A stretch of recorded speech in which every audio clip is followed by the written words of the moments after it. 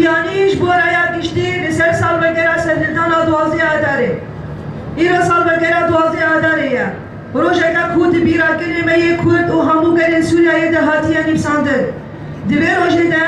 ده سال 2004 ده رژیما بسه لسر باجار قامش رو سوچه کردن لدیجی گریه بکر دما کوب گلین زندی لدیجی سیویرن بیچک شکل ده انجام ده بدهان شهید و بصدام بریندار و گرتیمان افکم کجی نبوی رکتنه یا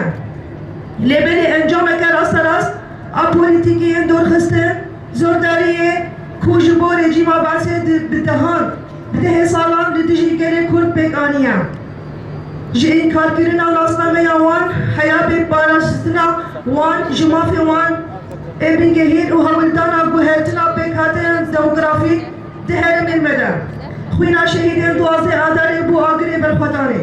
و باجار کردان ای جزیر و کوبان و عفری جبو پاراستنا رومت و آزادی رابون سرپیان جوه روژه و دوازه آداره بوی سمبولات گوشینا گریمه جبو عدالت ناسکرنا مافی جیان و آزاد لسر آخافا ایرو پشتی کتنا رژیما بسه و بداوی کرنا سردمه که درش آزورداری و ظلمه امر پیشیا قناغه که دیروکی آنو دسکنن اف قناغ دخواست که کو ام همو کرد عرب سوریان آشور و همو پیکاته سوریای به هم را بخبتن دا کو سوریا که دموکراتیک لسر بینگه ها ناسکرنا هفبش عدالت و وکهوی آوا بکن دوی سال بگیره ده ابرز گرتنه که مزین گیان شهید سن هندرا دوازده آداره و همو شهیدن آزادی سوریایی ده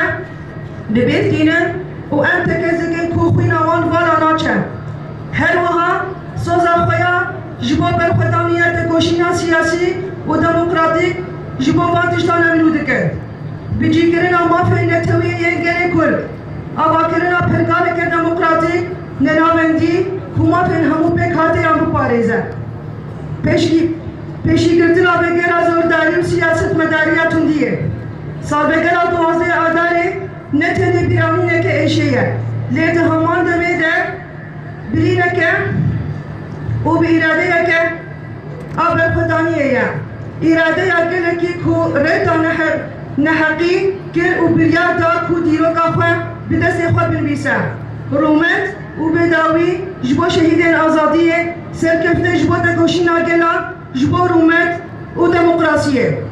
دوازه آدار 2026 مجلس باجار قامشلو. بيان إلى الرأي العام بمناسبة انتفاضة 12 آذار.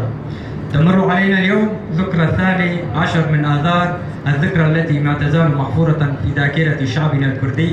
وكل شعوب سوريا. ففي مثل هذا اليوم من عام 2004 ارتكب النظام البعثي جريمة جديدة بحق أبناء شعبنا في مدينة قامشلو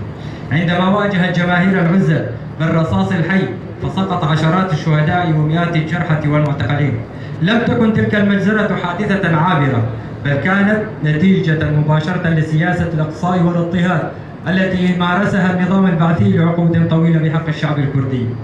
من إنكار الهوية إلى سلب الحقوق الأساسية ومحاولة تغيير البنية الديمغرافية في مناطقنا.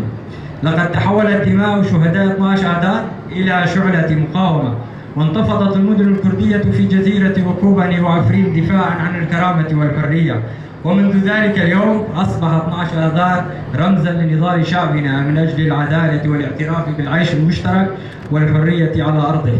اليوم وبعد سقوط النظام البعثي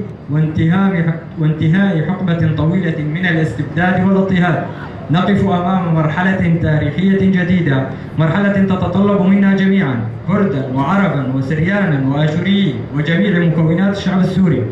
العمل معا لبناء ديمقراطية تعددية تقوم على الاعتراف المتبادل والعدالة والمساواة.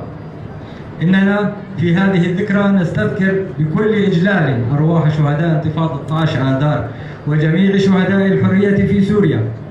ونؤكد أن دماءهم لن تذهب سدى. كما نجدد التزامنا بمواصلة النضال السياسي والديمقراطي من أجل تثبيت حقوق الشعب الكردي القومية المشروعة وبناء نظام ديمقراطي لا مركزي يضمن حقوق جميع المكونات ومنع عودة الاستبداد أو سياسات الإقصاء والتمييز. إن ذكرى 12 من آذار ليست فقط ذكرى ألم، بل هي أيضا ذكرى إرادة وصمود، إرادة شعب انتفض ورفض الظلم وقرر أن يكتب تاريخه بيده. المجد والخلود للشهداء، المجد والخلود لشهداء الحرية، والنصر لنضال الشعوب من أجل الكرامة والديمقراطية. مجلس مدينة قامشلو في 12 من آذار للعام 2026.